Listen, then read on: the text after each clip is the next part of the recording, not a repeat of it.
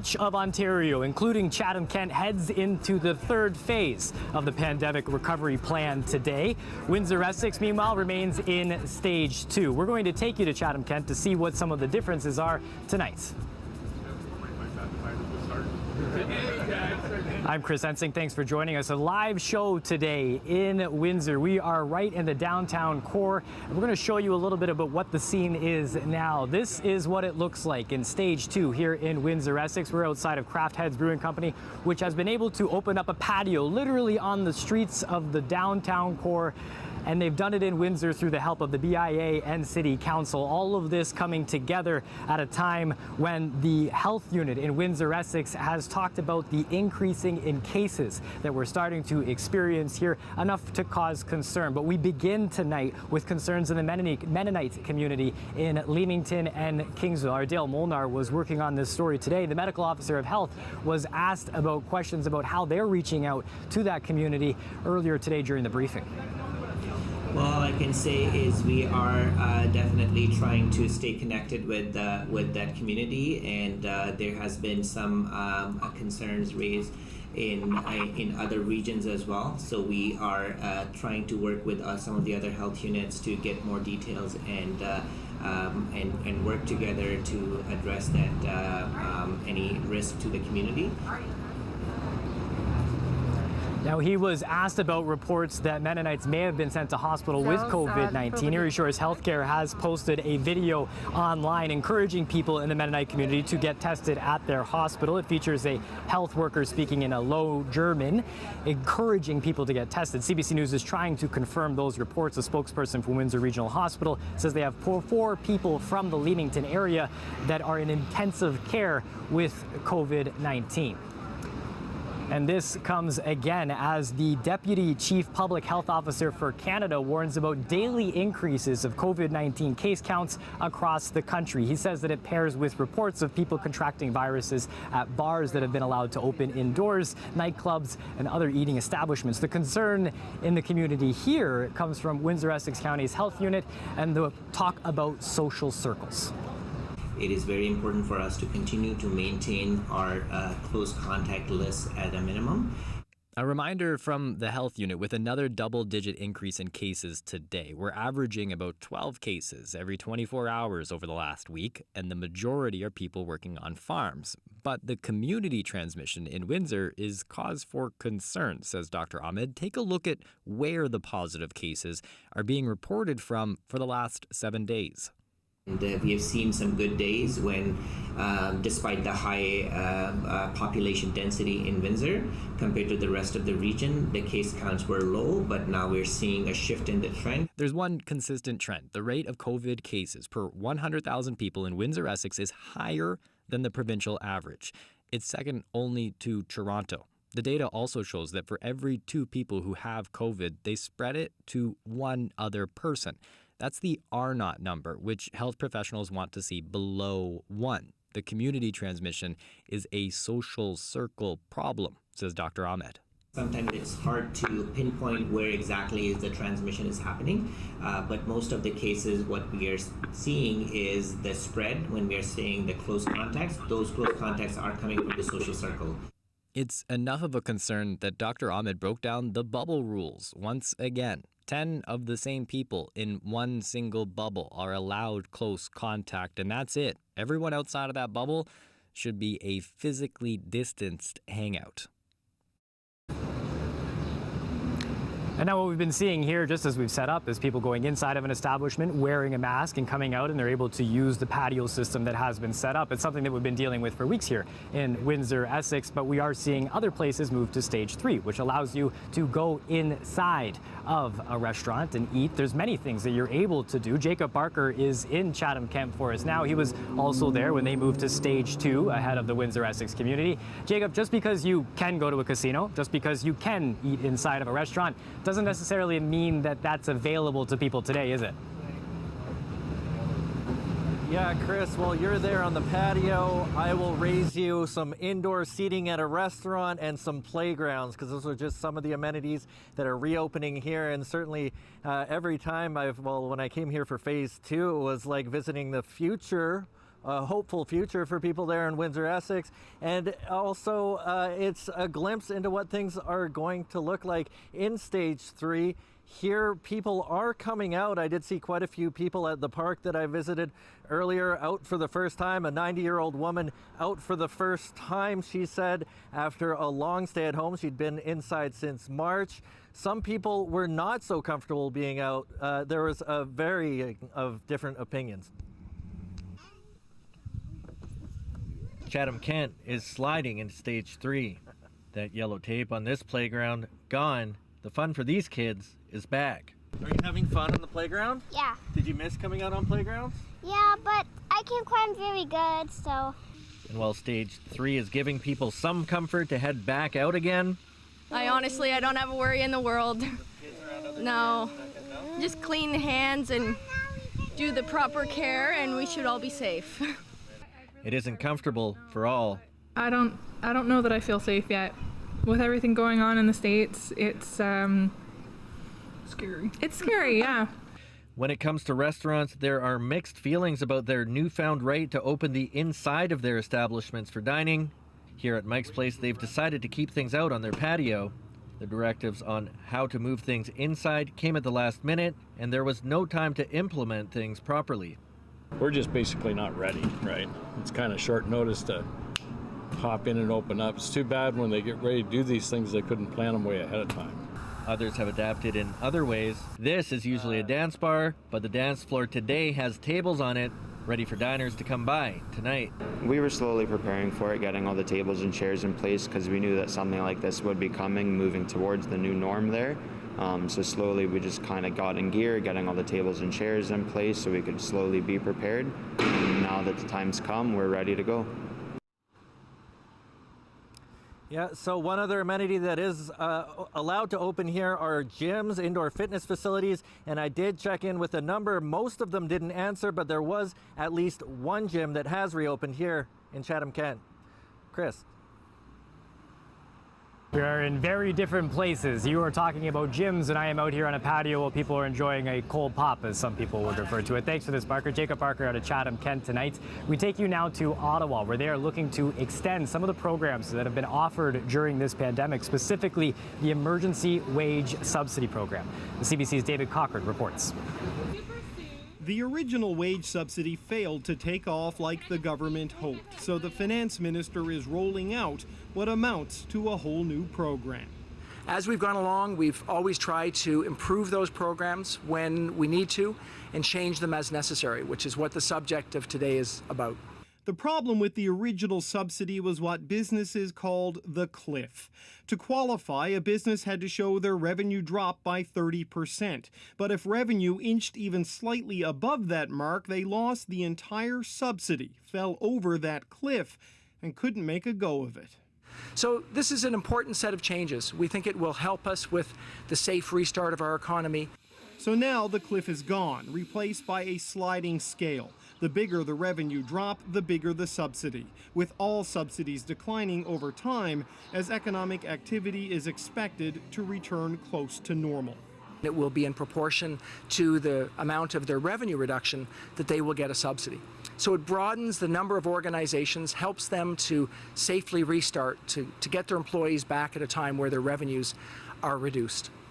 On top of the base subsidy, there is an additional top-up for employers most hurt by this COVID-ridden economy, those who have lost more than half their income over 3 months. The program still needs to be approved by Parliament. If that happens, the wage subsidy will now last until November, with the promise to go into December if needed. David Cochran, CBC News, Ottawa. After getting a fresh haircut in Essex County yesterday and then Chatham yesterday afternoon, the Premier of Ontario visited Kitchener-Waterloo today, and he announced funding for Ontario-based research. We have the best and the brightest minds anywhere in the world right here. When it comes to research and innovation, we're leading the world. And today, I'm proud to announce that we're moving forward with 20 more research projects through our government's COVID-19 Rapid Research. The Premier says the fund was developed months ago to mobilize the province's brightest minds to help in the fight against COVID-19. Now, this includes mathematical models to find the best way to reopen the economy in a safe manner, at-home testing kits for COVID-19. It also includes money for research for a vaccine. Ford says that the government will continue to support and fund this research, allowing Ontario minds to help Ontario residents. A COVID-19 outbreak is forcing the government to step in at another long-term care home here in the province. Villa Colombo in Toronto will be temporarily managed by Humber River Hospital. Now, this comes as restrictions have been loosened, which have allowed different visits to happen during the different stages in the province. The CBC's Loretta Redikoff has more. Willie Bennett is going to see his mom face-to-face for the first time since visitors were restricted. I'm little bit apprehensive just for the fact that it's been so long. I don't know if she's going to recognize us.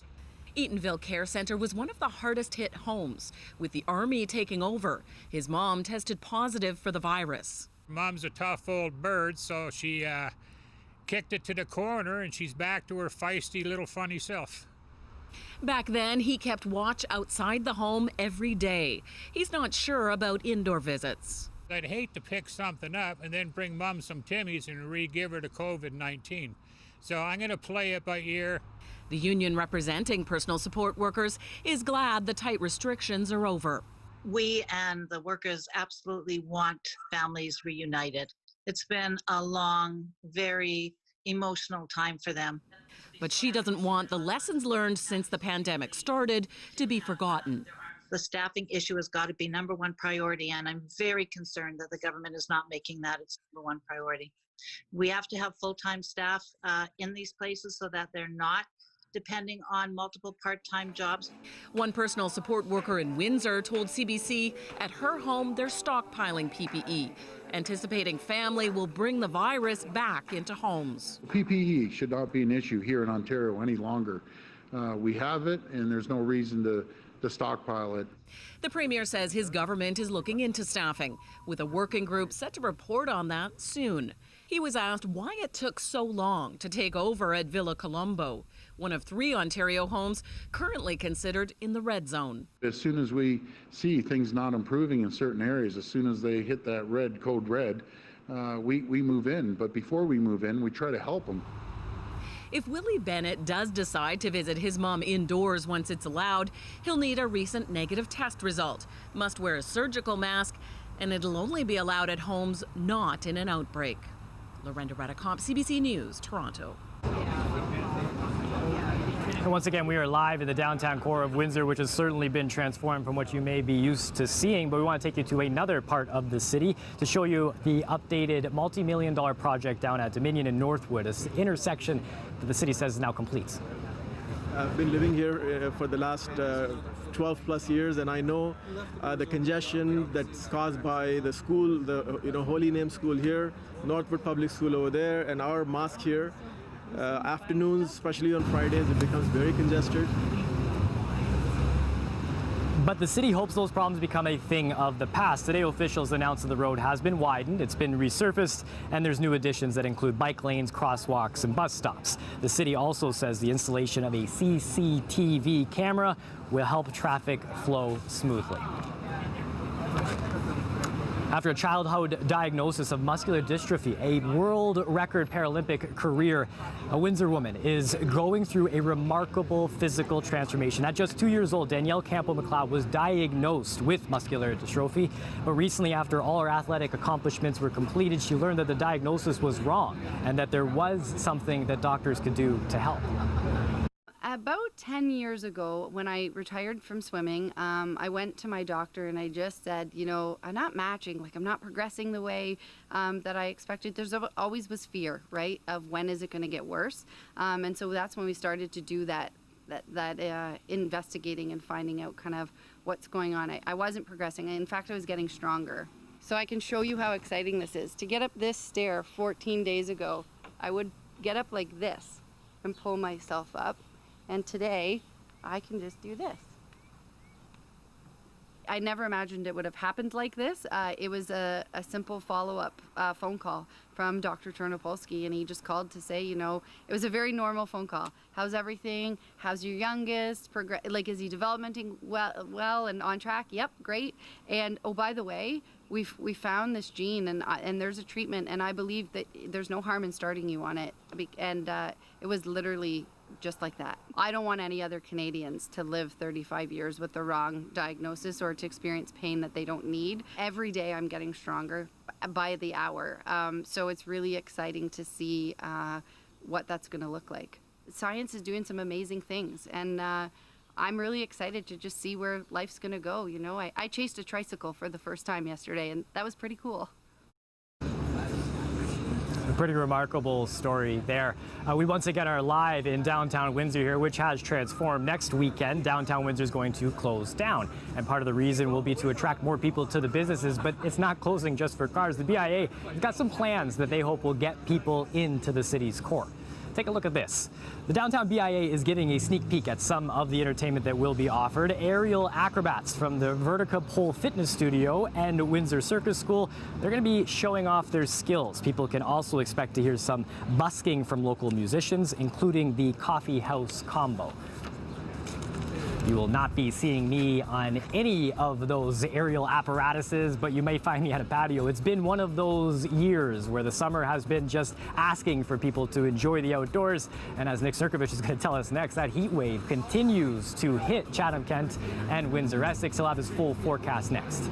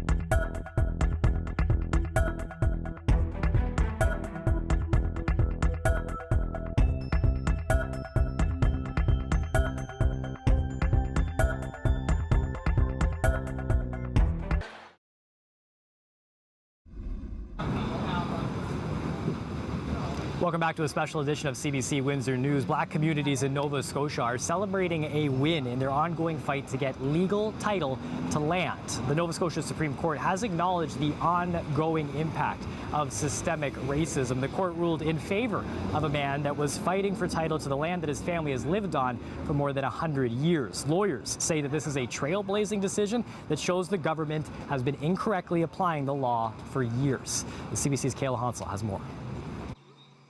Families have lived for generations in North Preston, one of Canada's most historic Black communities, but many of them don't own the land. It can be frustrating sometimes, but it's a long journey, long process, and what can you do?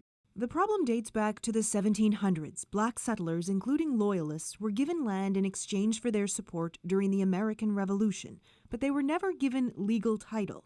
A Nova Scotia law passed in the 1960s was supposed to help people like the Downies get it, but last year their application was denied. I knew it was wrong. Lawyer Scott Campbell took the case to court. The Downies' claim had been denied because they hadn't lived here for 20 consecutive years, but the judge said that was unreasonable, creating a hurdle when the law was supposed to make things simpler. He said African Nova Scotians have been subjected to racism for hundreds of years in this province. It is embedded within the systems that govern how our society operates. That is a fundamental historical fact and an observation of present reality. This is an important case. This is a very important issue, not just to Mr. Downey, but also to all of the communities who are supposed to be helped by this piece of legislation. It's a good feeling now because it's been like so many years. I'm just happy inside that we're finally getting what we want. This is not a property issue. This is a human rights issue. This lawyer says so many others are caught in the bureaucracy. I don't have numbers, just too many. I can tell you people have died waiting. The province says it accepts the court's decision and will review previously denied applications. As for the Downies, they still don't have a deed. They've just cleared the first step. I just pray and hope that we don't have to wait that long for them to do it. And she hopes others will also keep fighting for what they deserve. Kayla Hounsell, CBC News, North Preston, Nova Scotia.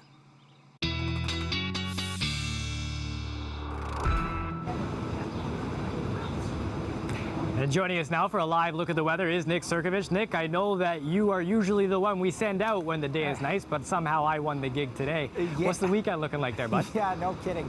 Well, you know what? You look behind you, that's pretty much what you can expect for Saturday as well. I'll show you the satellite and radar image, but there's nothing there.